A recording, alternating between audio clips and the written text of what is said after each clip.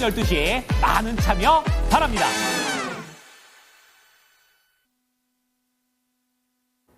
이렇게 그 종목도 사랑할 수 없어 난 어떻게 매매해야 하니 다시 내게 올라줄 순 없니 사랑해.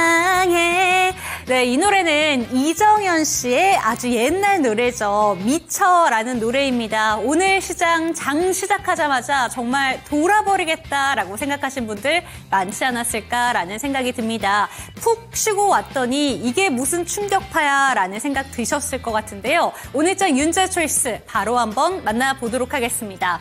오늘장 윤재 초이스 그림 하나 보고 가도록 하겠습니다. 차트 하나가 띄워져 있는데요. 오픈 AI와 딥시크를 비교하고 있습니다.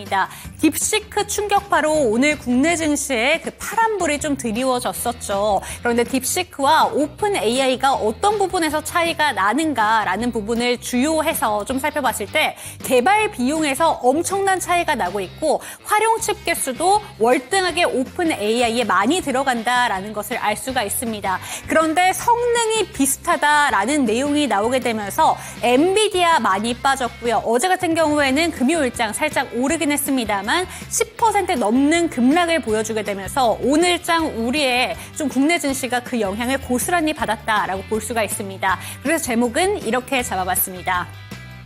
저비용 딥시크의 역습, 미중 AI 전쟁 가속화, 우리 국내 증시는 어떻게 대응을 해야 될까? 이렇게 한번 잡아봤는데요. 오늘장 윤재 초이스 내용 이어가 보도록 하겠습니다. 가장 먼저 SK하이닉스와 삼성전자 오늘 장 초반 충격이 컸습니다. SK하이닉스 장 초반부터 10% 넘게 밀리게 되면서 장 초반에 VI가 발동이 되기도 했었죠. 그러다 보니까 오늘 그래도 막판에는 좀 올려줄 수도 있지 않을까라는 기대감을 가져봤지만 결국에 장 막판에 한 번 더 밀리게 되면서 9.86% 하락하며 19만 원대로 다시 한번 내려왔습니다. 그리고 삼성전자는 오늘 컨콜 실적 발표가 있었음에도 불구하고 2%대 하락을 하게 되면서 52,400원까지 내려와 있습니다. SK하이닉스 22만 원대까지 올라갔다가 다시 한번 20만 원대로 내려가게 됐는데 SK하이닉스의 일봉 차트 흐름을 살펴보신다면 엔비디아의 차트의 모습과 조금 비슷하게 움직이고 있다는 점도 함께 체크가 되셨으면 좋겠습니다. 다음 장 띄워주시죠. 네, 그렇다면 시장은 왜 이렇게 이 딥시크를 경계하는가, 어떤 이유인지 하나씩 살펴보도록 하겠습니다. 오늘 종일 경제방송 어느 곳을 틀어도 딥시크에 대한 내용만 나와서 지겹겠다라는 생각도 드는데요. 한번 정리하고 가도록 하겠습니다. 일단 압도적으로 딥시크에 대한 얘기가 나올 수밖에 없는 게 모델 훈련 비용에 있어서 정말 저렴하다라는 점을 들 수가 있습니다. 지금 한화로 지금 72억 정도 개발 비용이 든다라는 점을 알 수가 있는데요. 다음 화면 띄워주시면 다른 좀 오픈 AI라던가 그런 부분과 비교를 해봤을 때 딥시크 V3 모델은 압도적으로 저렴하게 좀 개발을 할 수 있다는 점을 알 수가 있습니다. 그런데 그 성능적인 부분에서 다른 AI 모델과 비교했을 때 큰 차이가 없다라는 것이 내용이 나오게 되면서 저렴한 비용으로도 딥시크가 압도적인 성능을 띄었다라고 해서 경계를 하고 있는 것입니다. 다음 장 띄워주시죠. 네, 한번 정리해보자면 메타 라마3 개발비의 약 10분의 1이고요. 챗 GPT와 비교를 한다면 18분의 1까지 떨어져 있습니다. 오픈 AI와 딥시크가 거의 비슷하다라는 점이 계속해서 언급이 되고 있는데 홈페이지에 들어가 보시면 거의 좀 따라한 게 아닌가라는 생각이 들 정도로 비슷한 모델 구조를 가지고 있다라는 점을 알 수가 있습니다. 그런데 오픈 AI 같은 경우에는 엔비디아의 고성능 칩인 H100을 사용을 하게 되는데 16,000개 가량이 사용이 되고요. 딥시크 같은 경우에는 저가형 모델 H800을 사용하게 되는데 그 개수도 현저하게 낮다라는 점에서 저렴할 수밖에 없다라는 점을 알 수가 있습니다. 다음 장 띄워주시죠. 그런데 그 퀄리티 부분에서는 어떤가라고 살펴본다면 지금 다른 구글이나 제미나이 이런 부분도 뛰어넘었다라는 점을 알 수가 있습니다. 딥시크가 지금 2위까지 올라와 있다라는 점을 알 수가 있기 때문에 퀄리티 부분에서도 빠르게 다른 좀 오픈 AI를 제외하고는 따라가고 있다라는 점을 알 수가 있기 때문에 경계할 수밖에 없습니다. 다음 화면 띄워주시죠. 네, 딥시크가 최근에 공개한 두 가지의 AI 모델이 있는데요. 일단은 V3 같은 경우에는 12월에 출시를 했고요. 지난 20일에 R1이 공개가 됐습니다. 딥시크의 기술 보고서에 따르면 오픈AI GPT-4o, 메타의 라마 3.1, 그리고 엔스로픽과 비교를 해봤을 때 22개 평가 테스트 중 13개 부분에서 다른 경쟁사 모델보다도 압도적인 성능이 띄었다라고 보고 있고요. 최근에 발표한 R1 같은 경우에는 오픈AI도 뛰어넘었다라고 보고 있습니다. 다음 장 띄워주시죠. 그런데 이렇게 정리할 수가 있습니다. 왜 이렇게 딥시크 하는가? 결국에는 추론 연산 정확도는 최고, 그런데 개발비는 저렴하다라는 것이고요. 이 부분을 주목해 보시면 좋을 것 같습니다. 미국이 계속해서 중국을 견제를 하고 있는데 저사양 칩으로도 AI 훈련을 했는데 성과를 냈다라는 것이고요. 그런데 이 부분에 대해서는 우려점도 있습니다. 좀 여러 가지 뉴스와 관련된 질문을 했을 때 이 부분을 정확하게 얘기를 하지 않는다라는 점. 예를 들면 시진핑과 관련된 국가주석 얘기를 했을 때는 코딩 대화하자라면서 뉴스 검열에 대한 의혹도 꾸준히 제기가 되고 있습니다. 하지만 글로벌 앱다운 1위 그리고 이런 부분에 있어서 시장에서는 주목도가 높을 수밖에 없다라는 점이 좀 나와 있습니다. 계속해서 딥시크의 기술력에 대해서 시장은 경계를 하고 있는데요. 기술력 부분에서도 의문점이 있습니다. 마지막 장 띄워주시죠. 네, 첫 번째로는 오픈AI의 데이터를 도용했다라는 의혹이 있고요. 소송까지 지금 관련돼서 보도가 되고 있습니다. 두 번째로는 미국의 뉴스가드에서 AI 체포 평가를 이번 달에 진행을 했는데요. 뉴스와 관련된 답변의 정확도가 11개 모델 중에서 10위, 이렇게 낮은 수준을 기록하고 있다고 합니다. 세 번째로 머스크는 이런 이야기를 했습니다. 머스크 CEO가 저사양 칩을 사용했다라는 것 자체에도 의문이 있다는 것입니다. 왜냐하면 딥시크가 최신 칩인 H100을 대량 보유하고 있다라는 사실에 있어서 중국에서 얘기를 한 부분 딥시크가 자기네들은 저사양 모듈을 사용을 했다고 하는데 이 부분에 대한 의심도 간다라는 점이 나와 있습니다.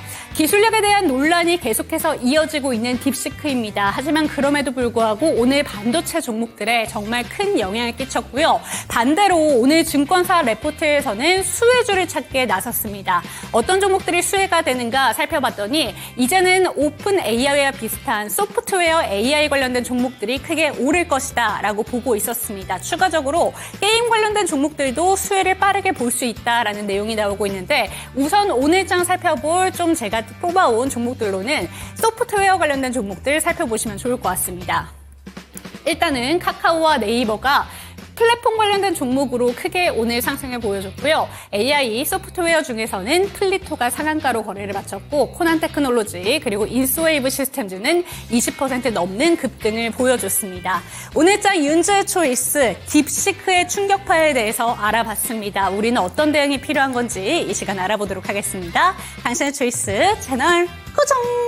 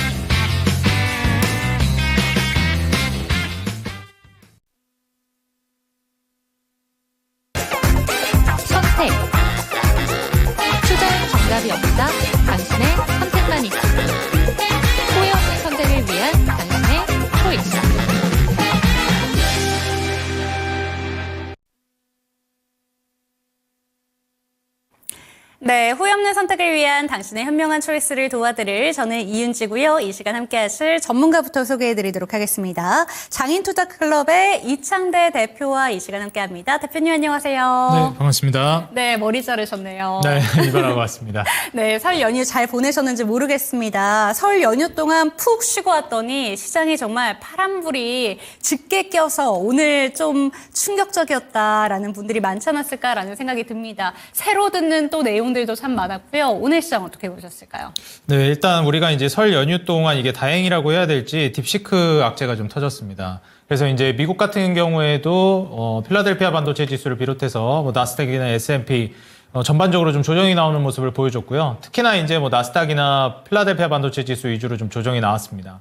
뭐 다우 산업 같은 경우에는 크게 조정받는 모습을 보여주진 않았는데 테크 기업들 위주로 좀 조정이 나왔다라는 점 좀 참고를 해보시면 좋을 것 같고요. 그 여파로 한국이 그때 만약에 좀 개장을 했으면은 타격을 같이 좀 더 심하게 받았을 것 같은데 어느 정도 그 이슈가 지나가고 나서 개장을 해서 물론 타격이야 받았지만 제가 보기에는 생각한 것보다는 나름 선방했다. 타격이 그렇게까지 크진 않았다라고 저는 생각을 합니다.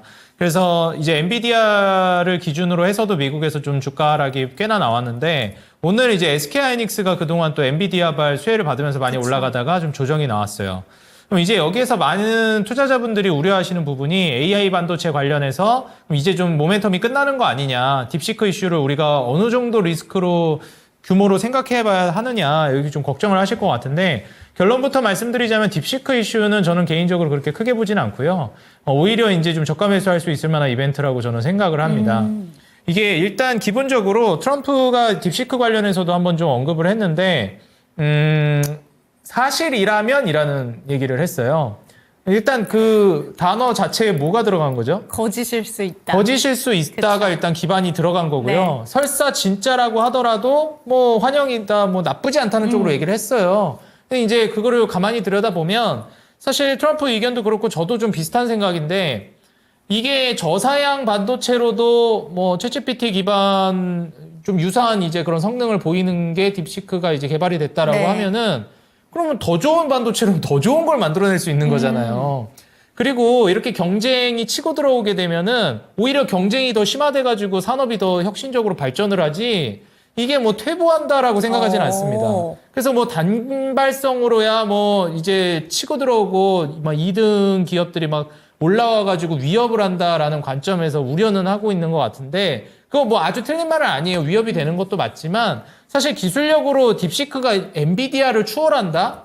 그렇게까지 보는 건 어렵죠, 사실. 그렇기 때문에 우리가 이제 챗GPT 같은 경우에는 뭐 오픈 AI 기반으로 해서 조금 위협이 될지는 모르겠어요. 근데 이 AI 반도체 분야에 있어서 인프라를 확충하고 그 하드웨어 단에서의 발전은 저는 계속될 거라고 보고 있습니다. 사실 AI가 우리도 뭐 챗GPT 써보면 아시겠지만 저도 이제 뭐 유튜브도 하고 그러거든요. 그러면 우리가 이제 썸네일 같은 거 만든다 그러잖아요. 그쵸. 그럴 때도 좀 참고하기 좋고 네. 그리고 자료 같은 거 찾아볼 때도 정리 꽤나 잘해주는 거 있더라고요. 맞아요. 주식할 때도 막 네. 역사 찾아볼 때도 쉽고. 오. 그래서 검색할 때 다 안 나오는 거, 뭐 저도 네이버 뭐 주식도 이제 그 소프트웨어에서 많이 부각받고 있지만 네이버에서도 검색 많이 하고 구글에서도 하고 그러잖아요. 거기서 자료 좀 덜 나온다 싶으면 막 요즘에 챗GPT로도 많이 알아보더라고요.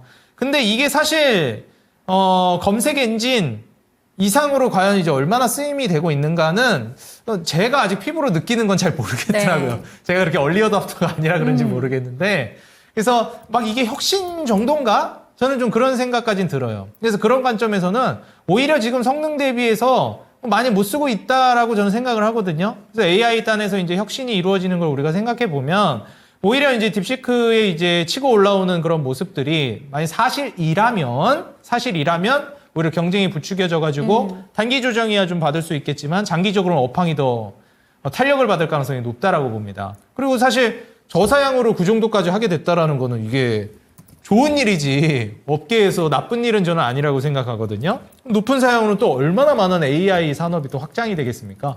더 높은 성능, 더 높은 활용도가 저는 나올 거라고 보고 있고요. 보통 이제 그 산업이 퇴보하는 길로 들어서게 된다라고 하면 너무 고점을 찍고 주가가 과하게 올라가고 성장이 이제 좀 멈춘다라는 게 보이기 시작할 때 그러는 건데 지금 AI는 과연 이게 성장을 멈추는 시그널로 봐야 하느냐 경쟁자가 등장했다고 해서 그게 성장을 멈춘다? 이건 아니라고 그쵸. 보거든요. 그래서 우리가 해석을 조금 더 면밀하게 해본다라는 관점에서 봤을 때는 저는 딥시크의 위협이 그렇게 크게 AI 전반 산업을 위협할 정도는 아니라고 보고 있다. 그런 관점에서 이제 엔비디아를 기반으로 하는 SK하이닉스의 이번 조정은 어찌 보면은 좀 기회로 삼아 볼 수 있을 만한 눌림목이 될 수 있다라고도 봐서요. 뭐 지금 잠깐 차트를 보자면 네. 뭐 SK하이닉스 같은 경우에도 엔비디아 주가 하락을 타고 같이 좀 조정이 나왔습니다. 그래서 오늘만 하더라도 거의 10% 가까운 조정이 나왔거든요. 그래서 전고점 돌파하고 그 위로 이제 쭉쭉 올라갈 걸 기대하고 있던 시점에서 거래량을 동반한 이제 하락이기 때문에 아무래도 이제 좀 주의를 해봐야 되는 건 맞아요. 근데 지금 당장 매수는 안 하더라도 추세를 돌리는 자리에서부터는 서서히 이제 또 매수를 해보는 게 좋을 것 같다. 그래서 SK하이닉스는 이번 조정이 끝나게 되면 뭐 어디까지 조정 나올지 모르니까요. 오늘 한 번 떨어진 거니까 1월 달 이제 넘어서서 2월 달에 어느 정도로 이제 주가를 하락을 멈추고 좀 이제 평탄화가 되는지 좀 어느 정도 안정이 되는지 여부를 보시고 매수를 고려해봐도 좋을 것 같다. 전반적인 이제 AI 산업은 앞으로도 계속될 것으로 내다 보여진다.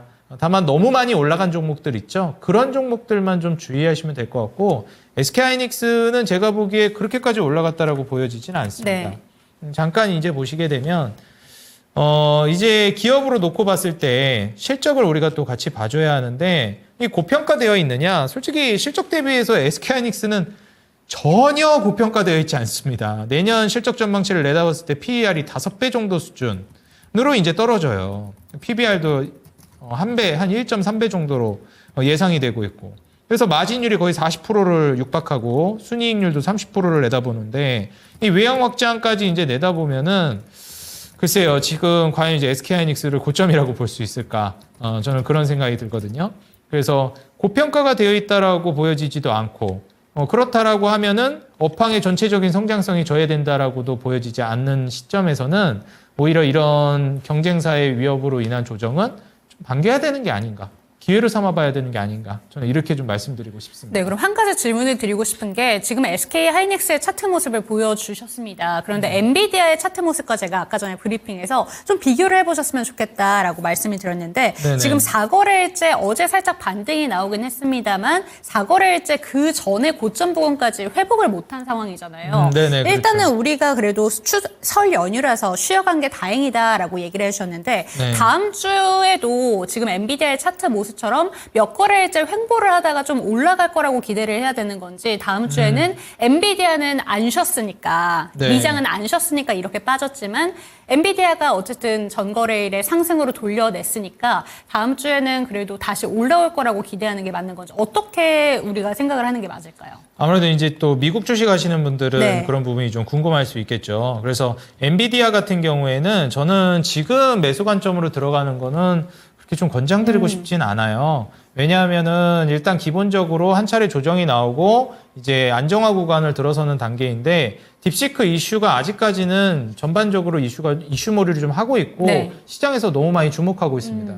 이게 좀 사그라들고 점진적으로 딥시크 이슈가 좀 소진이 된다라고 하는 게 맞을 것 같아요. 이 이슈가 좀 소진이 되고 그 다음에 이제 엔비디아가 추가적인 이슈 모멘텀이 나오면서 다시금 올라가게 되면 SK하이닉스는 거기에 맞춰서 또 올라갈 거라고 보여집니다. 네. 그래서 엔비디아를 놓고 봤을 때는 지금 관점에서 이제 매수를 고려해 보는 거는 저는 SK하이닉스는 괜찮은데 엔비디아는 좀 애매할 것 같다. 오히려 좀 서서히 반등이 어느 정도 나와주는 모습을 보여줬을 때 진입을 하는 게 좋을 것 같다 말씀드리고요. 지금의 하락 이후 횡보하는 구간에서는 조금 더 관망해 보시는 걸 권장드리고 싶습니다. 네, 미진 씨와는 조금 다른 결을 내비칠 수 있다라는 점 국내 반도체 종목들과 함께 연계를 시켜서 살펴보시면 좋을 것 같습니다. 그렇다면 이쪽도 한번 여쭤보도록 하겠습니다. 지금 AI 소프트웨어 관련된 종목 중에 오늘 플리토가 상한가로 거래를 마쳤고 두 자릿수대 급등세를 보여준 종목들이 많았습니다. 조금 전에 저희 대표님께서 이야기를 해주신 부분도 이렇게 경쟁사가 등장을 하고 나니까 이 AI 산업이 오히려 더 커질 것이다라고 이야기를 해주셨는데 오늘 상상인증권에서 또 비슷한 결의 레포트를 냈어요. 시장 성장과 함께 이쪽에서 이제 진짜 돈이 찍힐 타이밍이다. 이쪽 지금 접근해봐도 괜찮을까요? 소프트웨어 쪽을 네. 말씀하시는 거죠? 네, 저는 소프트웨어 쪽은 계속해서 움직임이 나올 거라고 봅니다. 우리가 제가 이제 보통 이 하드웨어와 소프트웨어 그리고 이제 새로운 산업이 성장을 하고 등장을 했을 때 이게 어느 정도 이제 지속성이 있는지 여부를 많이 말씀드릴 때 하드웨어 같은 경우에 먼저 움직임이 나오고 소프트웨어가 그 다음에 움직임이 시작돼요. 우리가 이제 애플을 기반으로 해서 스마트폰이 처음 나왔을 때를 많이 좀 예시를 들어드리는데 애플의 이제 하드웨어 관련된 종목들이 정말 많이 올라가고 그 다음에 이제 소프트웨어 관련된 주식들도 많이 올라가는 모습을 보여줬습니다. 근데 솔직히 이제 애플의 하드웨어 관련된 종목들의 이제 전성기를 우리가 생각해 보면은 2010년 정도부터 이제 본격화됐다라고 우리가 좀 볼 수 있을 것 같아요. 그래서 한 10년 정도부터를 기준으로 보면 그 본격화 단계에 들어서는 2010년 기준으로 2017년, 18년까지도 정말 긴 사이클로 상승 랠리를 강하게 보여줬습니다. 솔직히 2020년까지도 볼 수 있다라고는 생각은 하는데 2020년은 좀 특수한 장이었기 때문에 그거를 좀 제외한다라고 보면 한 2018년 정도까지 굉장히 강한 사이클을 보여줬습니다. 그래서 상승과 하락을 반복하면서 장기 사이클로 봤을 때 저는 한 8년 정도, 한 두세 번의 사이클을 돌았다라고 보거든요. 그러니까 상승 한 번, 하락 한 번. 우리가 증시가 한 번 올랐다 떨어지는 이 한 번 사이클을 한 두세 번 정도 경험하면서 우상향을 보여줬다. 이게 이제 저는 애플의 스마트폰 관련된 하드웨어 관련된 종목들이라고 봅니다. 그래서 그런 관점에서 이제 AI 모멘텀이 본격화되는 시점이 저는 뭐 기껏해야 1, 2년 정도라고 보거든요. 한 작년, 재작년 정도부터 본격화됐다라고 보고 있고 이게 수익화 모델로 들어서는 게 얼마 되지가 않았어요. 이제 인프라 구축하는 단계입니다. 인프라 구축하는 단계에서는 우리가 수익을 그렇게 노려볼 수 있는 단계가 아니에요. 솔직히 지금 챗GPT 관련해서도 과연 얼마나 돈을 벌었을까? 저는 좀 의문이고요. 이 이후에 AI가 좀 확산이 되고 인프라를 확충하는 과정 안에서 겨우 이제 한 사이클 돌까 말까 한 시점인데 앞으로 조정이 나오면 오히려 그걸 기회로 삼아서 두 번째, 세 번째 사이클 정도까지는 충분히 보셔도 될 것 같다 이거예요.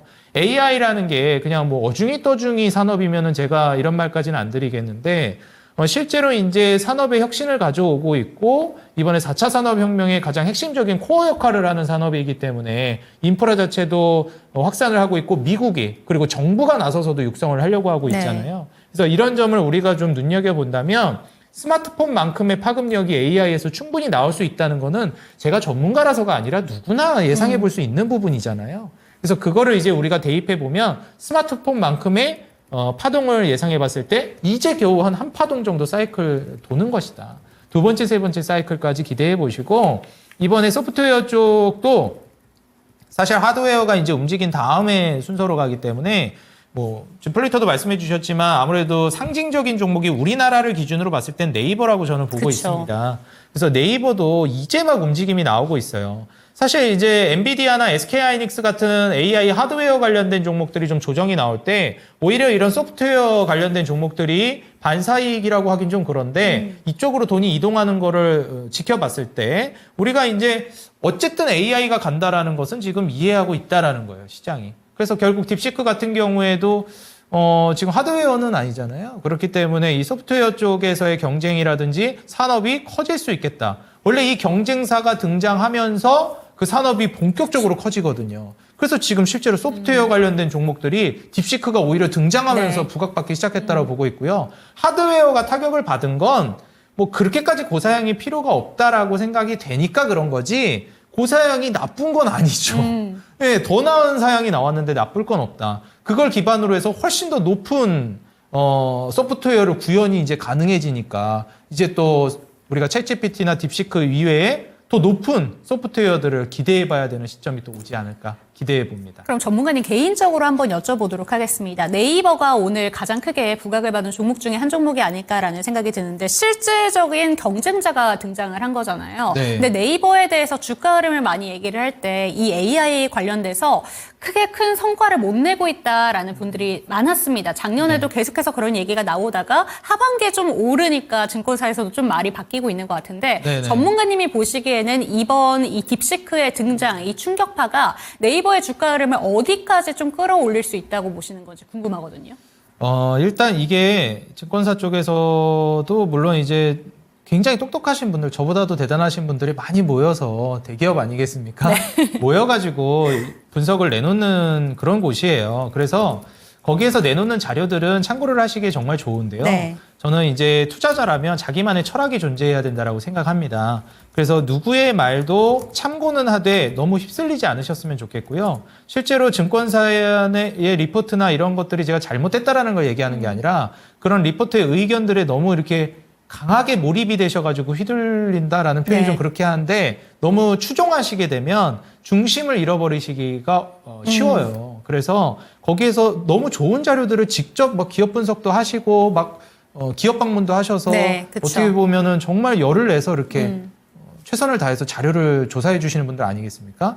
그런 딱 정보 정도로만 보시고 이 저의 이제 철학의 관점에서 투자자로 한 명의 투자자로서 말씀을 네. 드리자면 이제 하드웨어에서 소프트웨어 쪽으로 이제 자금이 많이 이동할 걸로 보여져요. 왜냐하면 지금 현 상황을 보자면 이 정도 사양은 필요가 없어. 이 정도 사양으로도 다 돌아가라는 네. 거잖아요. 지금 분위기는. 그쵸. 그러면 거기에서 이제 이 정도로 사양으로도 돌아가니까 소프트웨어 쪽으로도 지금 경쟁이 엄청 들어올 거예요. 그러면 경쟁이 들어오면 산업은 커집니다. 그러면은 하드웨어 쪽에서 무슨 일이 벌어지면 경쟁이 좀 줄어버려요. 가성비가 치고 들어와 버립니다. 네.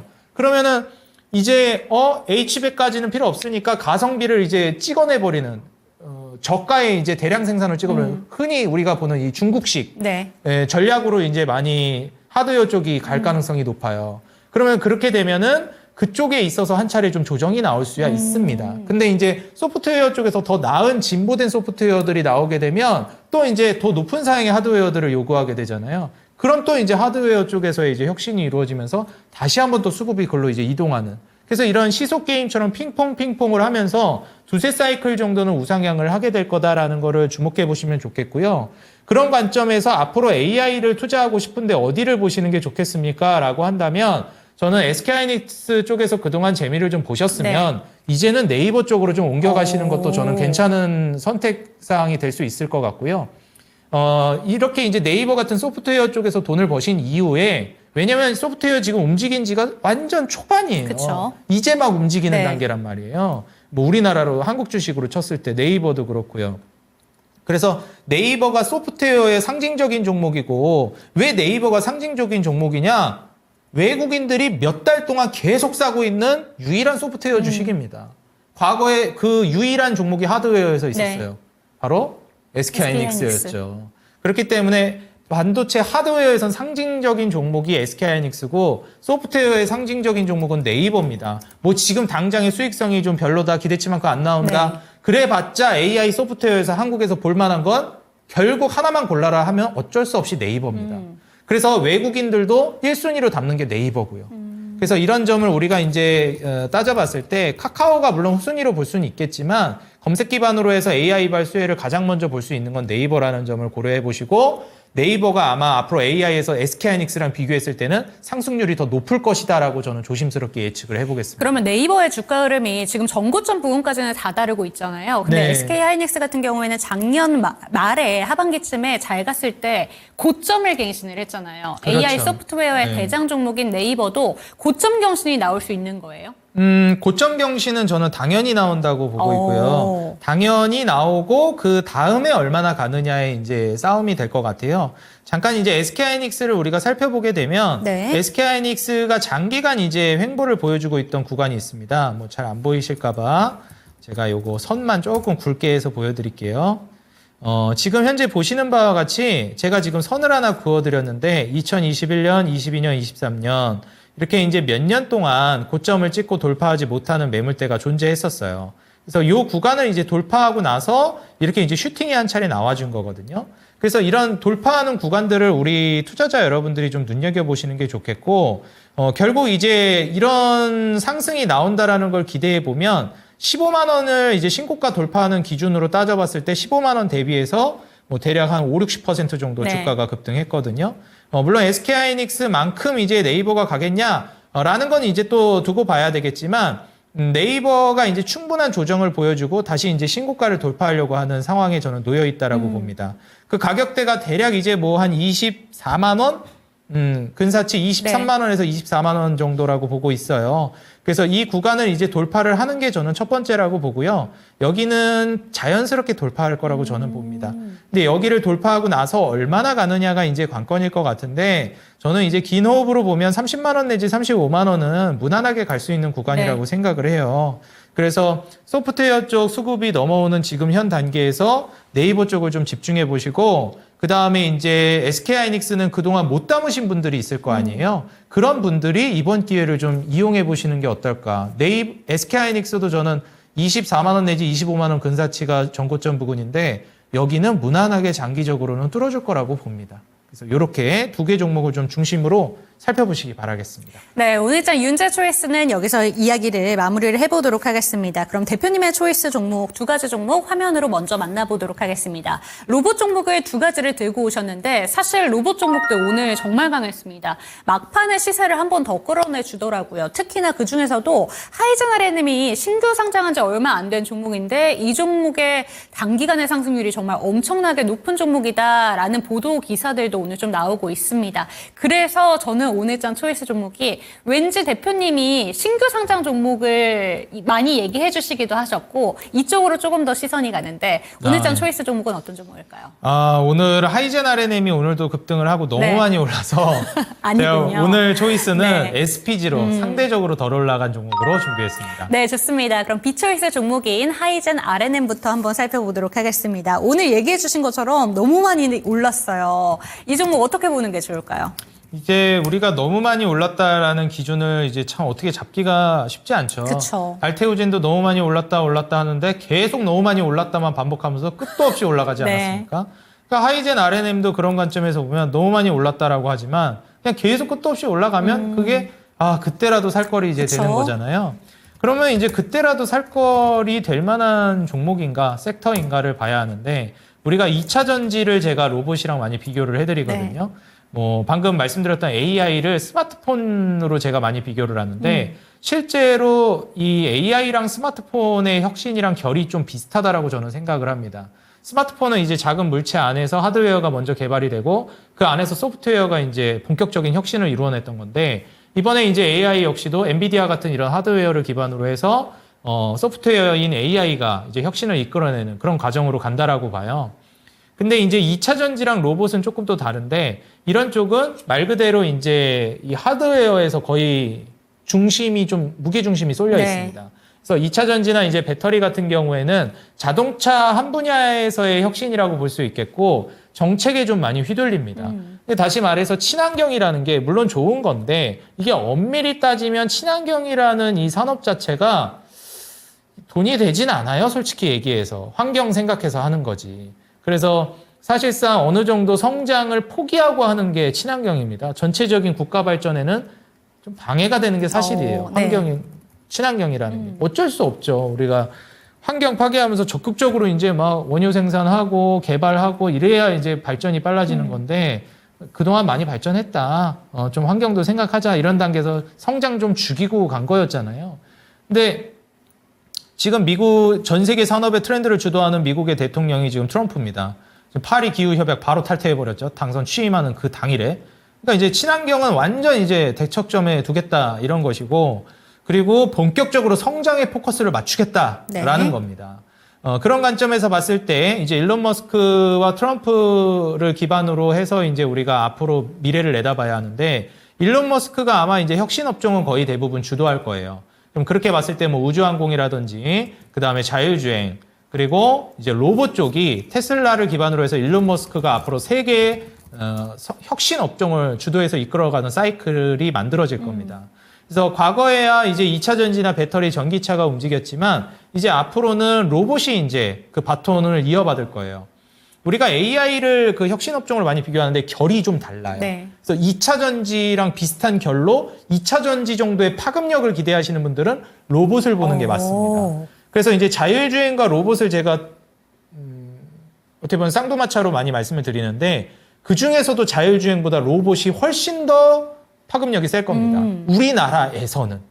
미국이나 다른 나라는 모르겠는데 한국 주식을 기준으로 봤을 때는 로봇이 자율주행보다 저는 훨씬 셀 거라고 보고 있고요. 왜냐하면 우리나라는 아직까지도 자율주행은 좀 소프트웨어 쪽에 되어 있는데 이게 정부 규제나 이런 것들이 좀 풀려줘야 돼서 많이 좀 부딪힐 가능성이 높아요. 근데 로봇은 제조업 단계이기도 하고 제가 거듭 말씀드렸지만 지금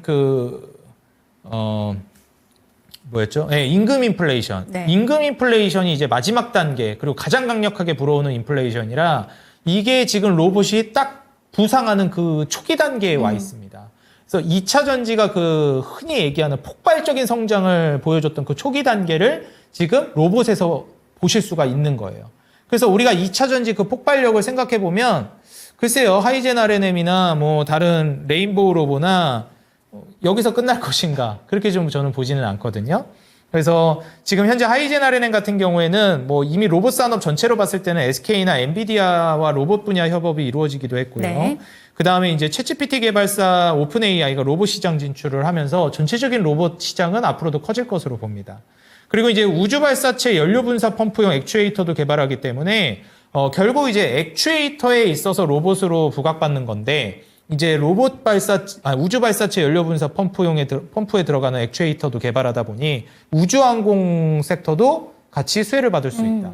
그런 걸 이제 우리가 따져보면 2차 전지나 배터리 전기차는 자동차라는 한 카테고리에서 혁신이 이루어진 건데 로봇은 전 산업에 걸쳐서 모든 제조업에 걸쳐서 혁신이 이루어질 겁니다. 카페에서 커피 타주는 로봇, 그 다음에 우리 이제 식당 가면은 서빙해주는 로봇, 둘 다 제가 직접 경험했습니다. 네. 우리 시청자 여러분들도 많이 경험하셨을 거예요. 요즘 이제 로봇이 커피 타주는 카페도 실제로 등장했고요. 성동구에. 제가 휴게소를 가다가도 몇 번 봤습니다. 그리고 이제 서빙해주는 로봇은 제가 여의도에서도 한번 중국집 갔는데 거기서도 종업원분이 많이 줄었더라고요. 그래가지고 원래 거기 감자탕 집이었는데 맛있는 데였는데 거기 없어지고 이제 중국집 들어왔더라고요. 그래서 중국집에 딱 가서 먹었는데 역시 여의도라 맛있긴 한데 서빙을 이제 그 로봇이 해주더라. 그리고 호텔도 이제 가보니까 호텔도 이제 야간 심야 시간에는 로봇이 이제 룸 서비스가 오더라고요. 그 다음에 더현대 거기에 있는 그 백화점도 제가 막 연지 얼마 안 됐을 때 보면은 1층 로비에서 로봇이 돌아다니면서 안내를 해주고 네. 있고 이게 일상에 침투하기 시작하는 단계거든요. 그러면서 주가가 이제 뛰는 거기 때문에 이거는 이제 아주 초기 단계인 거고 제조업 분야로 들어서기 시작했어요. 조선 만드는 진짜 사람이 다치는 위험한 곳들 있죠. 중울장대 산업들, 원전, 조선, 자동차, 그 다음에 뭐 배터리 이런 공장, 이런 모든 공장에 로봇들이 침투를 하기 시작할 것이다. 그래서 단순 노동자들이 많이 이제 일자리를 잃는 그런 쪽으로도 가게 될 것 같긴 한데 뭐 어쩔 수 없는 세상의 변화이지 않을까 생각이 듭니다. 네, 그럼 이제 시작이라는 건데 하이젠 RNM에 비해서 SPG를 그럼 초이스하신 이유도 한번 설명해 주시면 좋을 것 같습니다. 지금 오늘 같이 오른 거는 뭐 로봇 종목들이 전반적으로 올랐는데 하이젠 RNM과 대비했을 때 이 종목을 지금 더 초이스 종목으로 택하신 이유는 어떤 걸까요? 아무래도 좀 들올라간 것도 있고요. 네. 그 들올라갔다고 해서 좀 안 좋은 종목도 아니거든요. 원래 이제 우리가 23년, 24년 초 이때에도 로봇이 한 차례 강하게 뛰었었는데 그때 당시에 이제 좀 안정감도 있고 밸런스도 괜찮으면서 주가 슈팅도 나쁘지 않게 보여주는 종목 중에 하나가 SPG입니다. 네. 그리고 실제로 업력도 괜찮고요.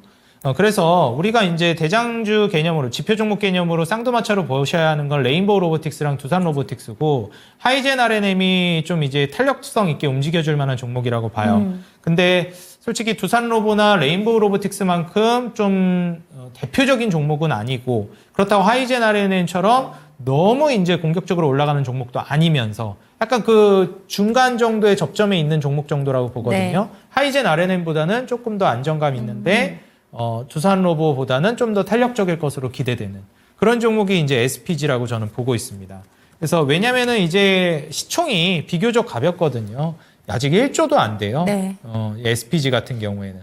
그래서 이제 바닥에서 이제 출발하기 시작했고 주가 상승도 그다지 부담되지 않는 정도 수준이라고 저는 아직까지는 내다보고 있습니다.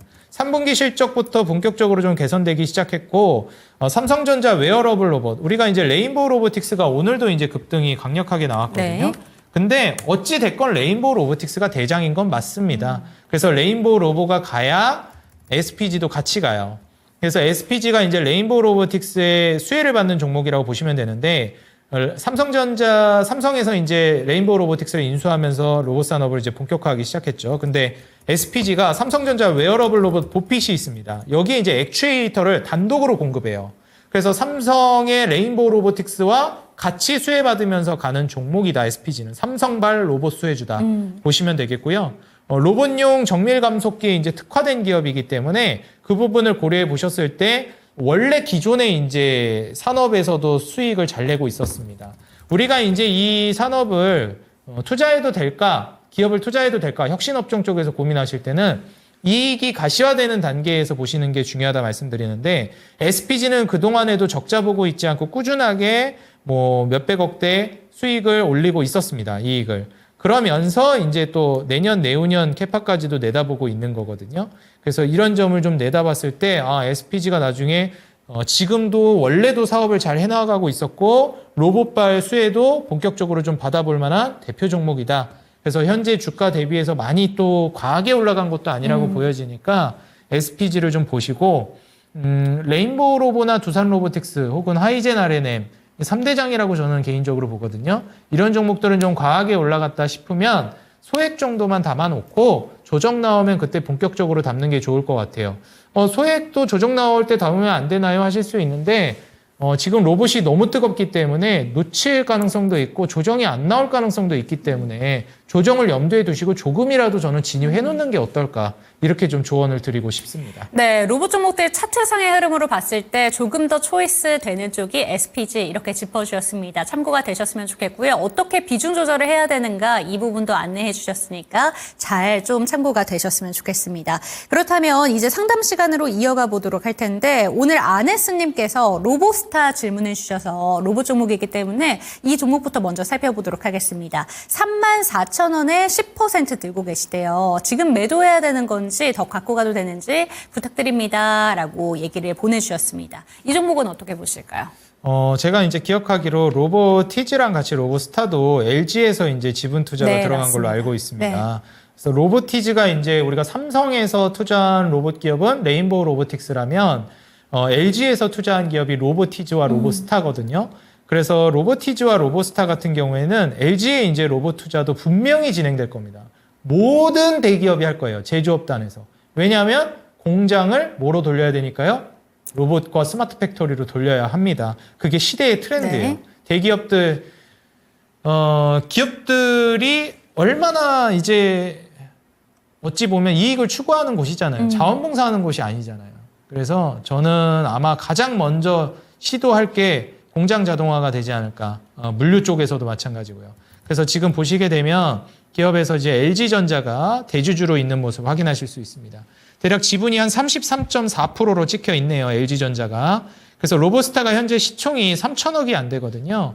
근데 오늘 주가 좀 올라서 뭐 근사치가 됐을 것 같은데 3천억 정도 되는 기업이 30%가 넘는 비중을 LG전자가 보유하고 있다. 네.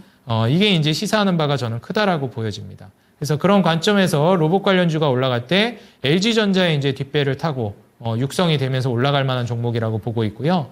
과거에 기대감만으로도 21년도에도 뭐 35,000원 이 정도 구간까지는 무난하게 갔습니다.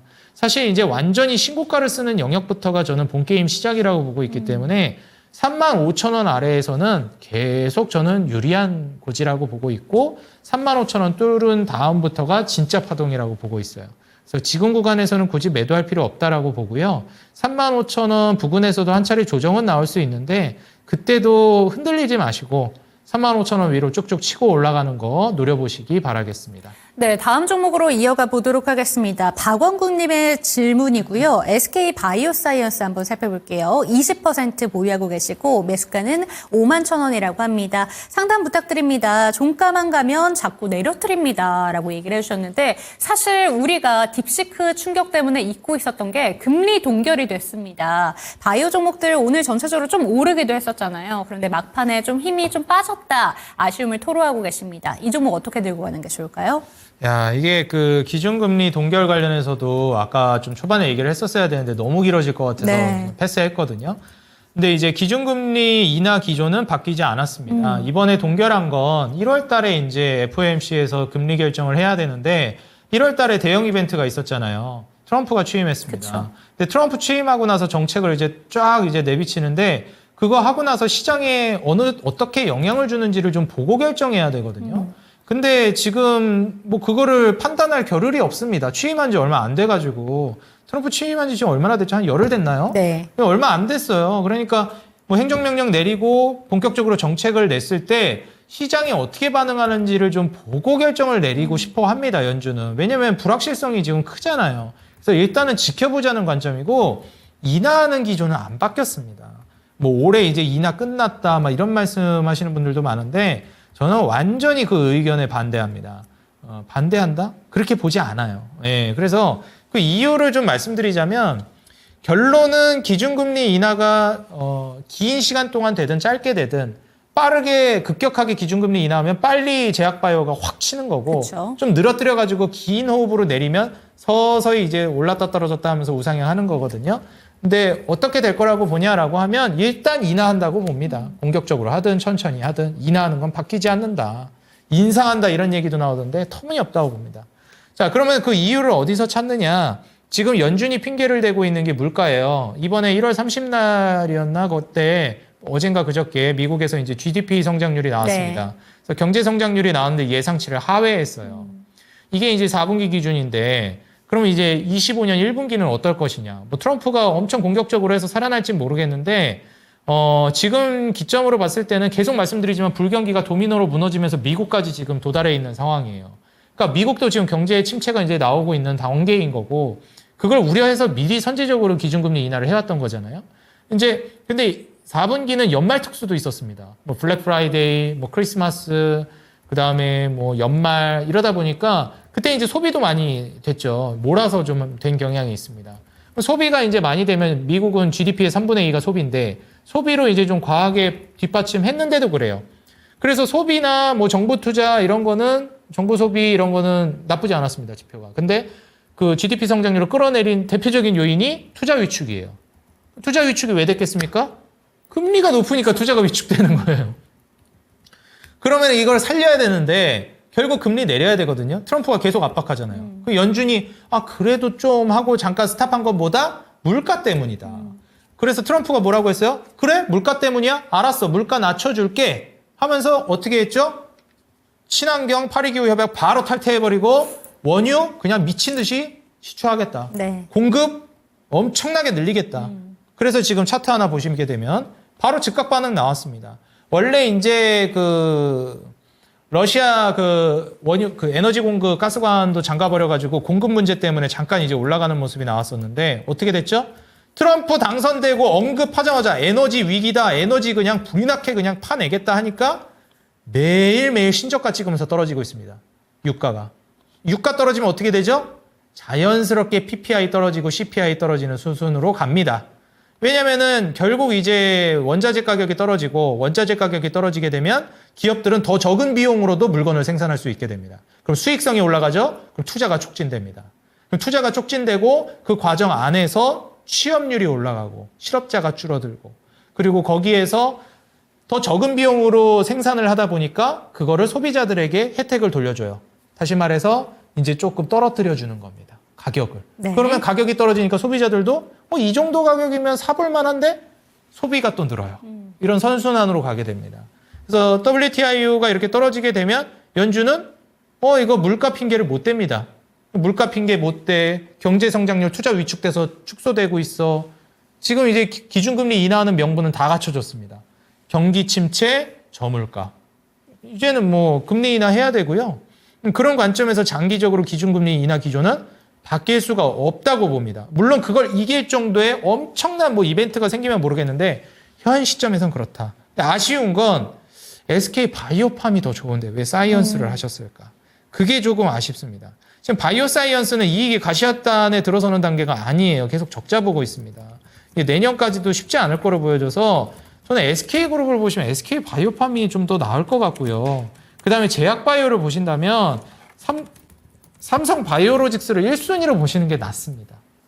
이거를 말씀드리고 아니면 뭐 그 다음으로 알테오젠이나 미가캠 많이 올라간 것 같지만 이런 종목들이 오히려 더 안정적일 거예요. 그러니까 SK바이오사이언스는 현 시점에서는 그렇게 매력적으로 보여지지 않는다. 제약바이오를 보신다면 제가 말씀드렸던 산발을 기준으로 해서 뭐 SK바이오팜이나 알테오젠 리가캠 쪽으로 종목 교체를 좀 고려해 보시는 게 어떨까 조언 드리고 싶습니다. 네, 좋습니다. 종목 교체 의견이 나왔으니까요. 참고가 되셨으면 좋겠습니다. 오늘 좀 이야기할 부분이 워낙 많아서 종목 진단을 많이 못 도와드렸는데요. 오늘 금요일입니다. 벌써 좀 금요일이라는 게 믿기지가 않습니다. 월요일 같아서 미스터 진단에 대한 홍보를 끝으로 이 시간 마무리를 해보도록 하겠습니다. 오늘 종목 진단은 상당히 많이 올려주셨는데 많이 못 받으셔서 아쉬움 남으시죠? 밑에 보이는 전화번호로 지금부터 접수해 주시면 좋을 것 같습니다. 02-2128-3388번 전화 접수해 주시면 좋을 것 같고요. 저희는 이 시간 이제 마무리를 해보도록 하겠습니다. 주말 다시 한번 푹 쉬시고 월요일에 뵙도록 하겠습니다. 시청해 주신 여러분 고맙습니다.